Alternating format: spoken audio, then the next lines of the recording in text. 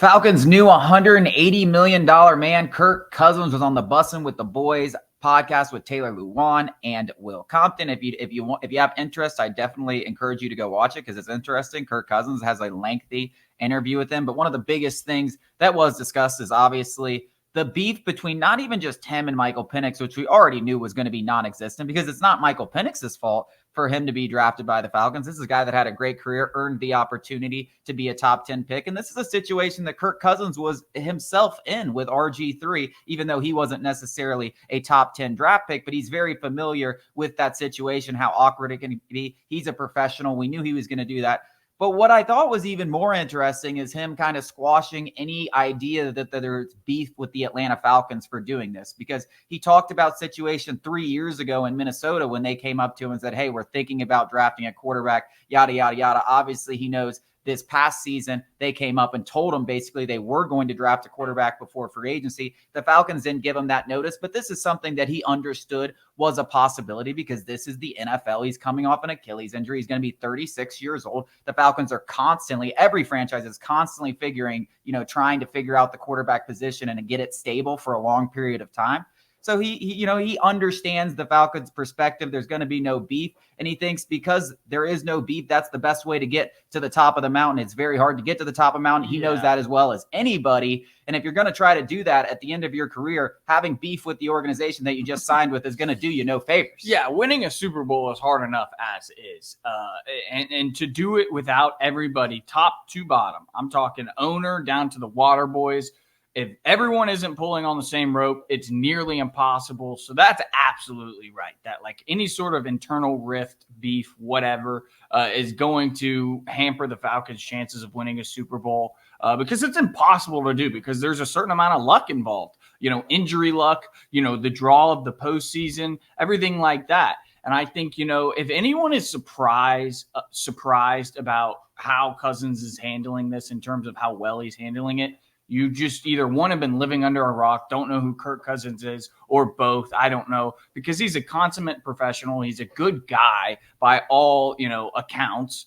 Everybody says good things about Kirk Cousins. He's a family man. He's not some diva. He's not going to be some, I'm not teaching, Michael Penix like Brett Favre kind of did to Aaron Rodgers. So this isn't shocking whatsoever. And quite frankly, I think it factored into the Falcons' decision to draft Michael Penix. They knew who Kirk Cousins was. Everybody knows who Kirk Cousins was. They knew he was going to be, at the end of the day, there was going to be a knee-jerk reaction, and we saw that. The agent came out, Kirk Cousins' agent came out and said, I'm shocked, we're shocked, whatever. But eventually, the Falcons knew, just like probably everyone kind of knew in their back of that Kirk Cousins was always going to come around on this. He was going to be a good mentor. His focus is winning a Super Bowl, but and that's all the Falcons can ask. They don't need Kirk Cousins to kind of mentor Michael Penix. It's Penix's job to learn from Kirk Cousins. It's not Cousins' job to teach Michael Penix, but he's still going to do his best to keep, Michael Penix along, because that's just the kind of guy he is. Yeah, I think the inherent trust in their ability to go out there and get Michael Penix, knowing that there's going to be backlash, knowing that controversy is inevitable, knowing that the media storm is going to be a lot bigger around the franchise. I think the Falcons showed a lot of faith in, several different aspects. One, as you mentioned, Kirk Cousins. One, as you mentioned, and Raheem Morris and this coaching staff to kind of be a player's coach, connect with these guys, create a plan, stick to that plan, let everyone know their role, the front office, there's a lot of pieces that have to go into place from the leadership, like Jesse Bates, Chris Lindstrom, Kirk Cousins. All these guys have to be on the same page. And I think the Falcons making this decision, they clearly felt like they had the players in place, the guys in the locker room, to make that happen and avoid this collapsing. Now, I'm not saying that it's not going to happen, because it's very difficult for it not to happen, because there is going to be a lot of noise. There is going to be failure. There will inevitably be a game where Kirk Cousins falls on his face, because he's not a Hall of Fame quarterback, and even Hall of Fame quarterbacks have stinkers. When he has those stinkers, the noise will be loud outside of Flowery Branch in Atlanta. What if they let that noise creep into the locker room and start to divide players? That's where you'll have a problem. And that's where, to your point, the Jesse Bateses, the Grady Jarretts, the Chris Lindstroms of the world kind of really need to step up and kind of keep the team together.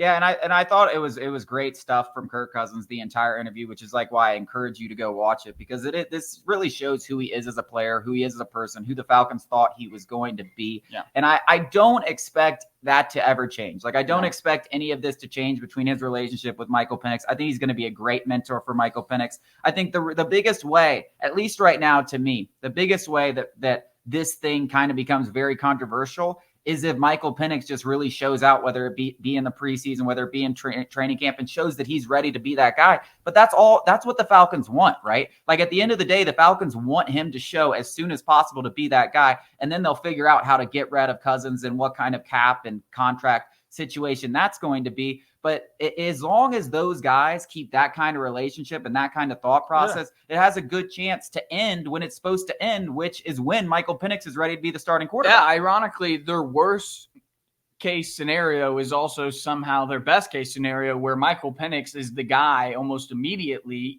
maybe not out of training camp, but after his rookie year, or maybe, after the preseason, everybody's like, whoa, this guy's like ready to step up right now.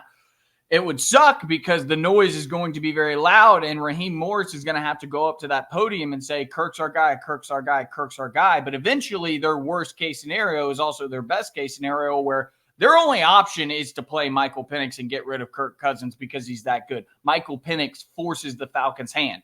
It sucks, but that's what you want in the end. So it doesn't matter kind of how soon it happens. I mean, you can look a little bit stupid because you end up eating a lot of cash for Kirk Cousins, but at the end of the day, you find your guy. It doesn't matter. You look 10 times smarter because you went against the grain and drafted your guy. And oh, by the way, this guy's really damn good, already one of the top quarterbacks in the league, and you just don't even miss a beat. In fact, he elevates your offense. That's the best case scenario and also kind of the most controversial scenario.